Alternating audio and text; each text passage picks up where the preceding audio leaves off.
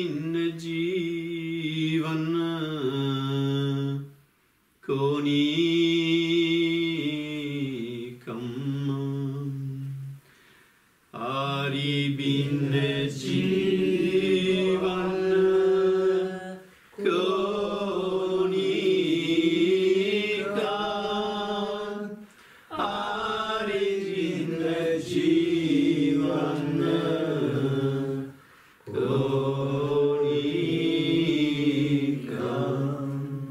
सकल संपत्ति और मन बराई दिल से सकल बात ये कम सकल संपत्ति और मन बराई दिल से सकल बात ये कम श्वास दुदारा बाती जाइए श्वास दुदारा बाती जाइए आरे गारी अतु जम आरे गारी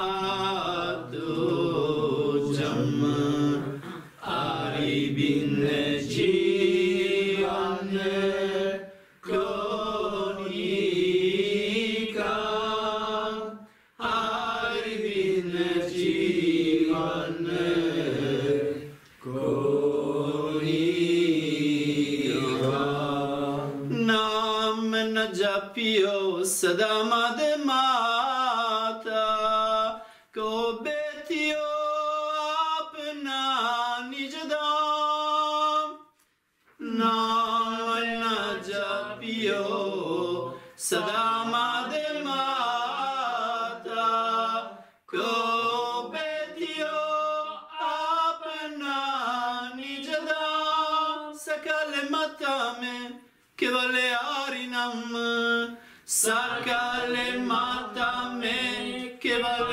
हरिनाम बिन रस चक जीवन कोनी कम हरि बिन जीवन कोनी का हरि बिन जीवन कोनी का हरि नाम सम जग का चुनाई खोल देखो वेद कुरान हरि नाम सम जग का चुनाई खोल देखो वेद कुरान हरि हरि करते हमारे गवाई अब तो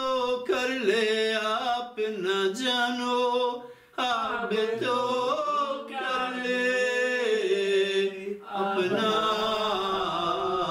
जानो हरि बिन जीवन कोनी का हरि बिन जीवन कोनी का हरि बिन जीवन कोनी का हरि बिन जीवन कोनी का हे हरि जी मुको कर ले अपना बिन पैसे बिन दाम हरि जी मुको कर ले अपना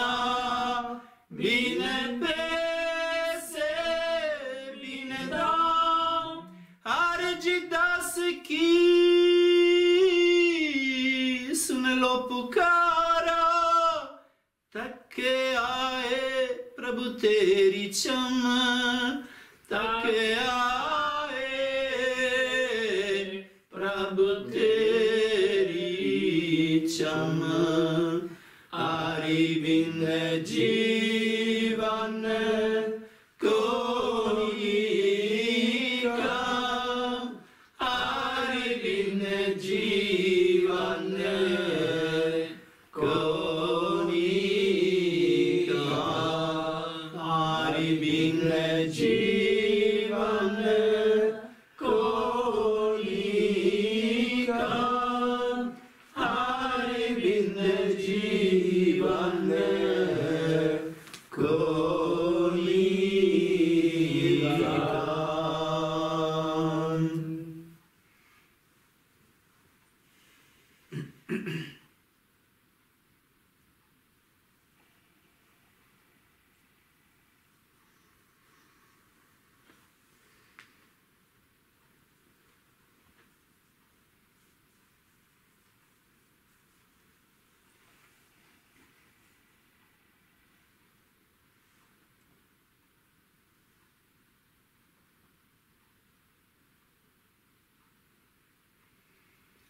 So this is the bhajan which I chose this evening as a topic for Satsang.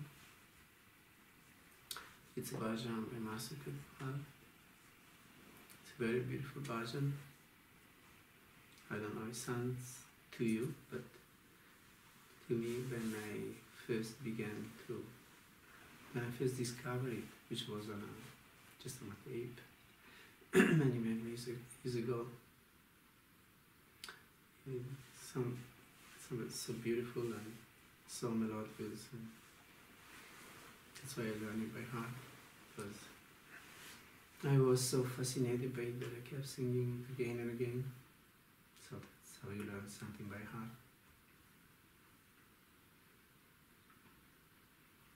And the meaning of it is also very beautiful.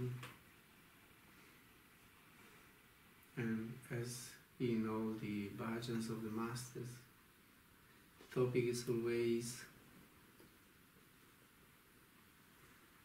the purpose of life, what we are here for, what makes our life meaningful, joyful, purposeful, and what makes it miserable.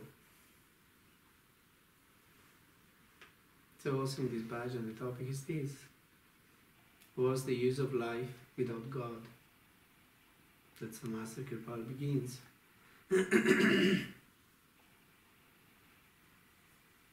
So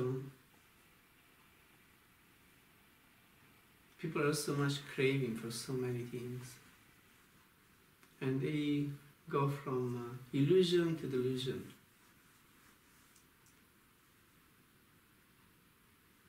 Everybody craves for wealth, power, pleasures. That's what most of the people of this world want and look for, and destroy their life for their dignity, their honesty.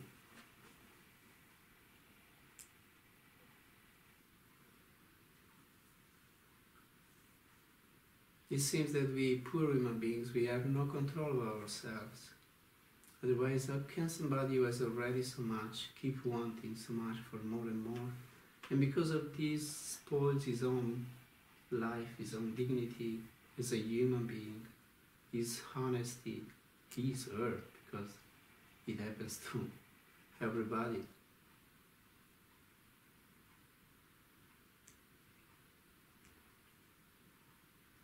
It seems that we are such poor human beings. This our mind has such a hold, such a power on us, that we can't control these factors that spoil our life and make it miserable. Never having enough, more and more ways. The more you have, the more you want. Master Sirio Ji used to say, you have hundreds, you want thousands. You will have thousands, you want millions. You have millions, you want billions, then trillions. The whole world. And this doesn't happen to unliterated people, people who haven't studied, who have no knowledge, least of of life in general. But it happens with people who have been studying, who know more or less a lot about this life, how it works, but still they have no control over their impulses. And on this factor of wanting more and more, on this factor of being dominated by these desires and have no control over them. It's like a vortex in which people fall and they don't see an end of it.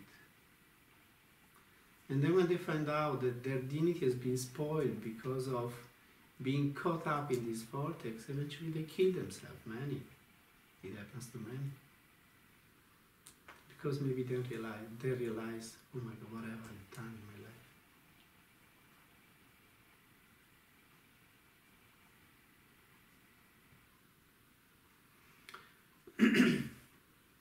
So the masters, the mystics have a different point of view. They understand that without God, life is useless. If there is a real purpose in life, if there is anything which is really meaningful, it is how much contact we are able to develop with this divinity within us. Because this is what gives fragrance, gives beauty, gives deepness, purpose to life. What makes it something amazing. That's why when we are with a master, it's always, at least for those who are receptive, it's always such a beautiful experience, because there is an atmosphere, because around the master there is the atmosphere of meditation. Meditation that attracts this supreme being, this divinity among us. And those who are receptive, they feel it and they enjoy it.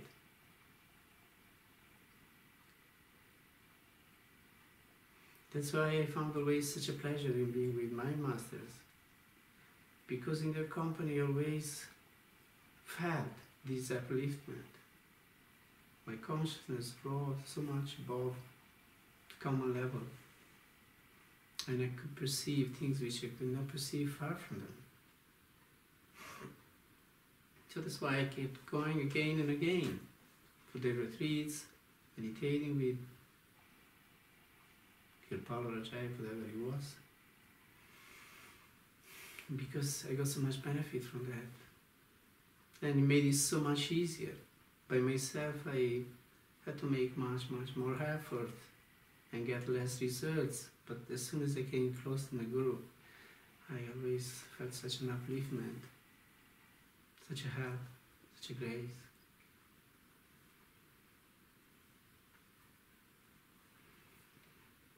So life with God has a meaning, has a sense, but without God, what's the use of life, really? Actions and reactions, give and take. I mean, there are many beautiful things in life if we live them in this spirit, with this awareness. Then also the common things of life, being in nature, a good meal, good company, that's also nice if we are connected.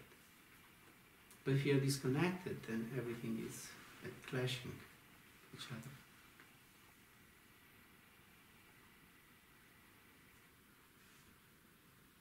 So this perception of God is what gives really a flavor, aroma to life. Makes it a piece of art. It's a decoration. Without this, life is like a straight line.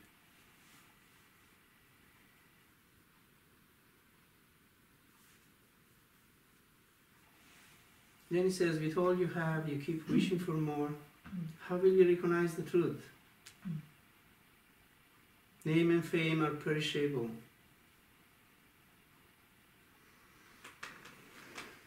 Breathing goes on 24 hours a day. Never breaks. Being in stupor, one forgets once through home and repetition of now.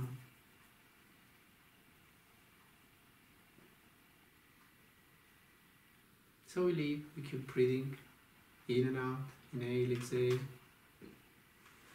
This goes on when we are awake, when we sleep.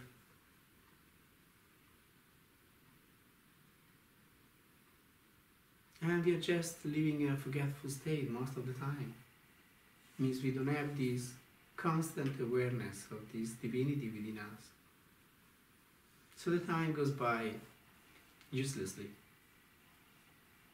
With no awareness, he says, of God and none. That means without awareness of this all-pervading power of God. Because we are not in touch with it. And how do we come in touch with it? By meditating on Nam itself. By repeating Simran. By going into Dhyan. A well-focused attention. And by keeping this well-focused attention as much as we can, so that then the inner door may open and we come into perception of this divine power.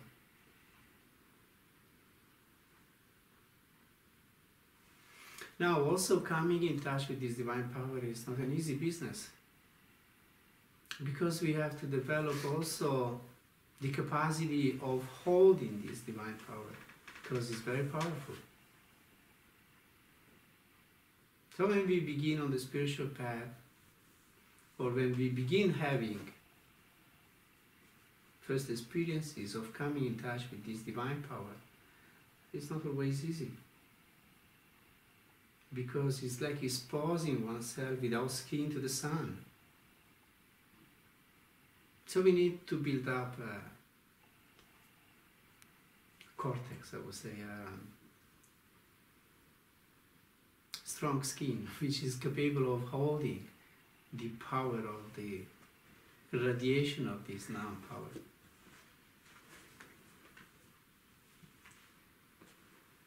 Many people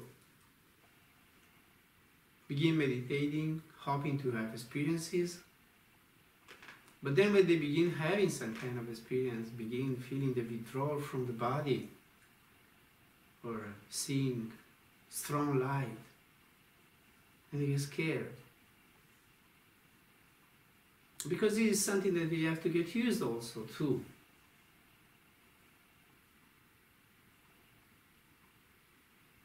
And we get used by doing practice. It's not by saying, okay, now this is too much for me and I'm scared of it and I don't do anything with it.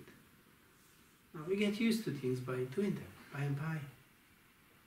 Keep doing them, then what at the beginning scares us because we feel that it's just too powerful, and by it becomes something that we can stand, something we can take. And instead of scaring us, makes us, when we come to perceive it, makes us very joyful and very happy. It's like coming into the true state, the real state in which we would like to be. Because in that state we forget ourselves. And we really are the troubles of ourselves.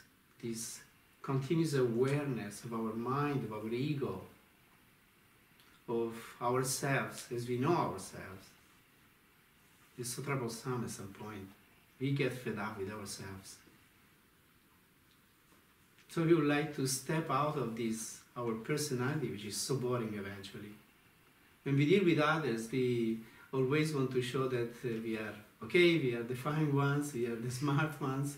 But when we are with ourselves, we know very well that we are troublesome. Our mind is It's a troublesome something. It doesn't give us peace. So we can deny that we are troublesome people. With ourselves at least we can't deny it.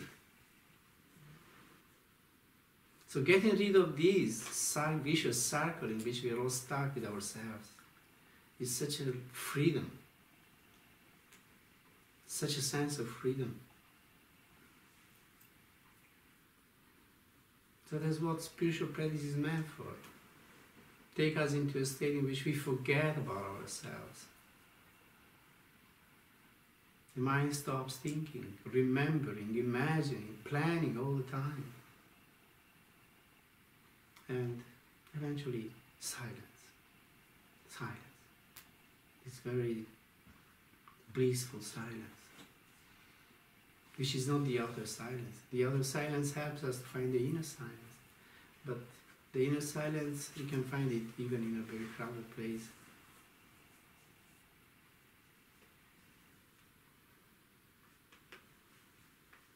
So that's all about the spiritual practice, what it's all about. Getting rid of ourselves.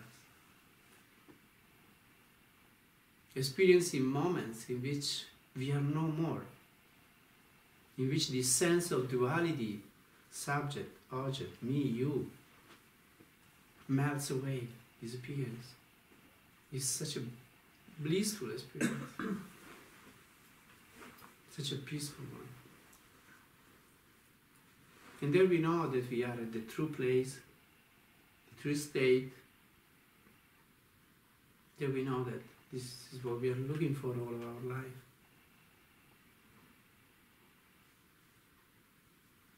Once we have this experience, then we have no doubt about what's the purpose of life, what's our real state, and what we would like to be like. Before this experience, we may suppose many things. I would like to be this, I would like to be that, I would like this or that. But once we get this experience, we know, oh my God, this is what I really wanted. Coming into this state of bliss, of peace, of freedom from myself, and be flooded with His holy presence.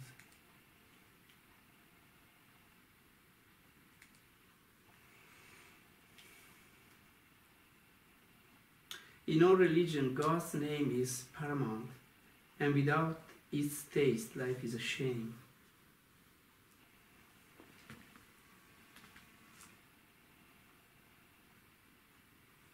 In all religions, God's name is paramount. You may mean the Simran, names of God, holy names of God that we repeat to come in touch with the true Nam, which is God in His expression power.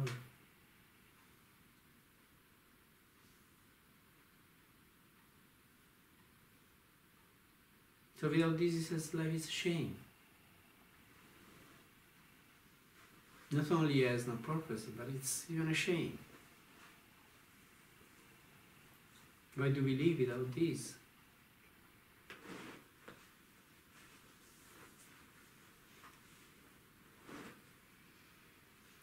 So it's very good luck to be on a spiritual path. It's very good luck to feel this longing, this yearning for something higher.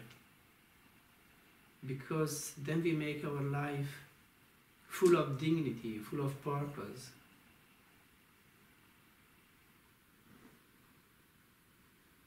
We may be poor, we may be unimportant, but if we have God with us, then we have everything. We have the thing which makes our life fulfilling. Or we might have everything in this life, but if we don't have this divine perception, then our life is a shame, says Master Sirio Ji. It's a shame.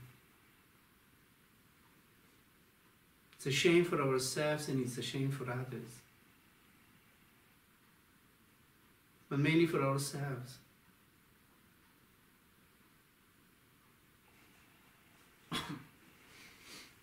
So what should we do to improve this, our spiritual side of life? First of all, we must want it with all of ourselves. That's the first step.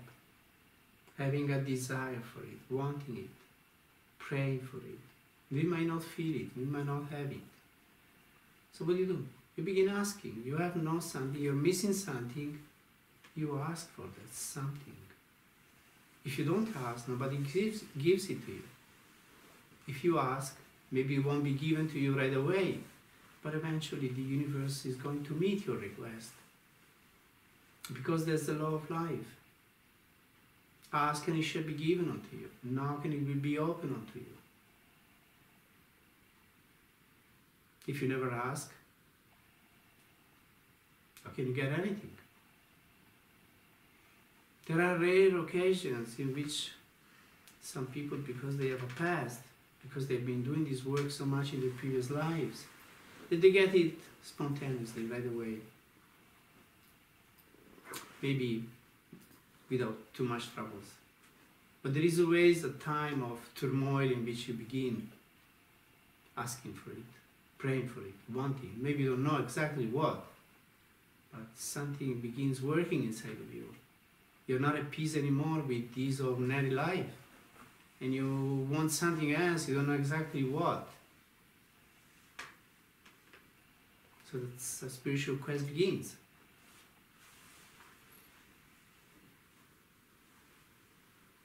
And as I say, some people get it much easier, much quicker. Some others, they have to work more. It might be because they haven't done this work in the past. It might be because the Supreme Being wants to make the story the way it is. Because every human life has a purpose and is designed by the Supreme Being for a certain effect, I would say, to produce a certain effect. So the way it goes, it has so many ramifications, why it goes the way it goes. You can't grasp all of them. But everything has a purpose, really. So everything that happens in our life, the way it happens, it's just meant to be like this. God wants it like this. Because it is interlinked with the life story of so many other people. And it has to go the way it goes. Anyway, whichever the way it goes, whether we get this divine perception sooner or later,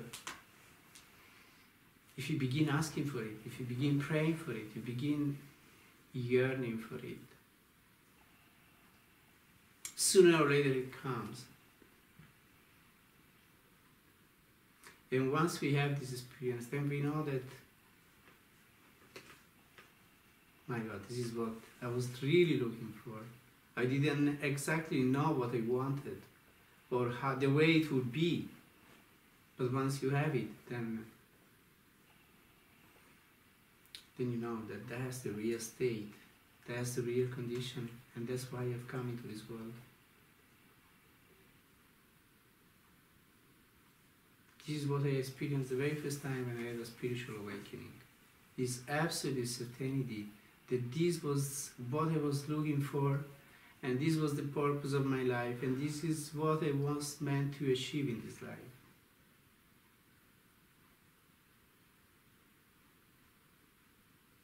I had absolute clarity about it.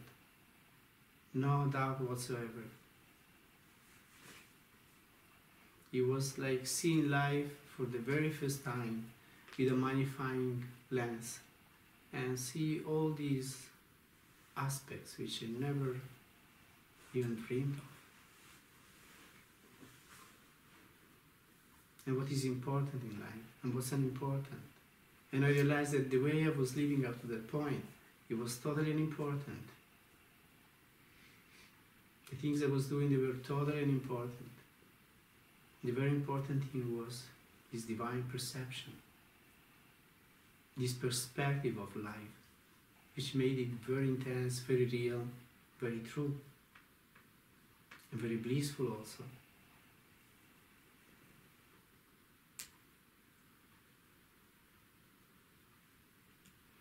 So Master Kripal is right. When this is there, life has a meaning. Without this, life has no meaning. Life is a shame. So most of the people live a meaningless life, a shameful life. Unfortunately. It's not their fault, obviously. But that's how it is.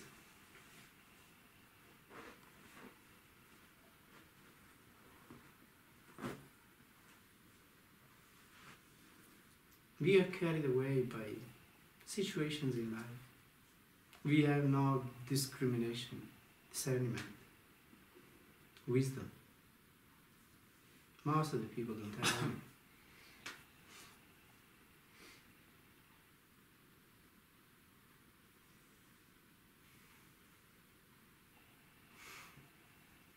And he says you can go read in the Vedas, in the Quran, any scripture, they all talk about the same thing. The purpose of life is perception of God. To reach these, do a spiritual practice. Do noun repetition. Do similar repetition.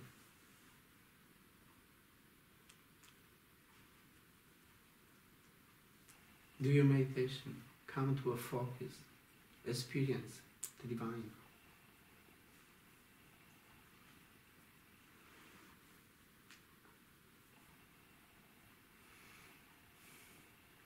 The essence of all scripture is that God's name is pureless.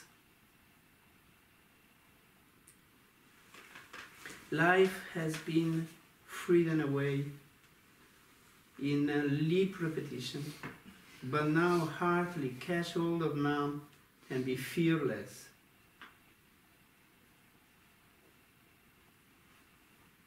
Also, it doesn't have to be a lip repetition. It's to be a very heartfelt something. Don't just repeat the God's name with your mind wandering everywhere. No, be well focused. When you do this, it's a holy act you're doing. Be aware of it. Try your best to be there, fully present.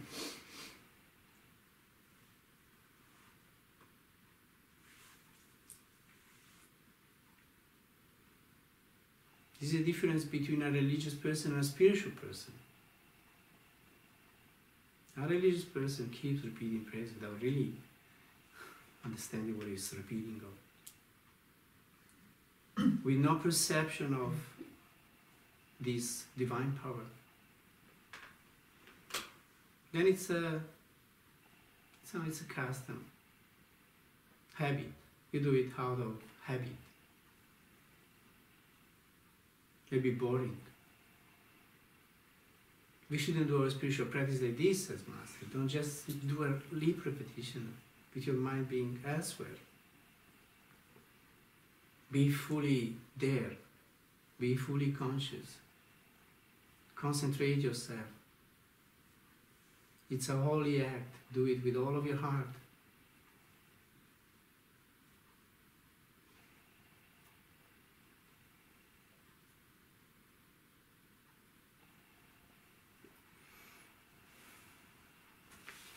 I am ready to be sold out without price. Oh God, make me down. Being tired, I have taken refuge with Thee. Grant that this prayer of mine be answered.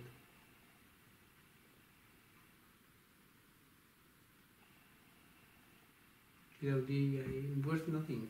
I can be sold away for no price. I'm not worthy a penny, in few words, without Thee. With Thee, I am very precious. Without Thee, I am worth nothing.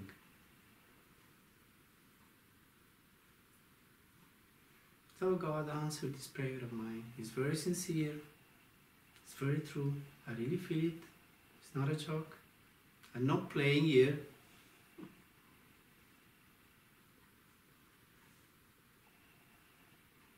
I'm really being sincere. I'm doing my best. So please grant this prayer of mine. Give me this contact with your power. with your light. Make me thine.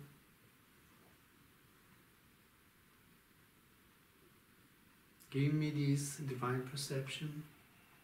Make my life precious. This is all he's saying.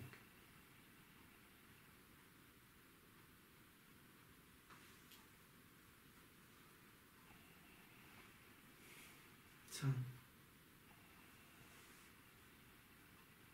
we thank Master Kripa for this very beautiful song, this very meaningful one, and for all the inspiration that he puts into this beautiful song.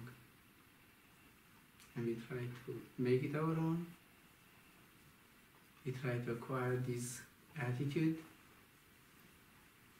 he's describing here, so that we may also be successful the way he was successful.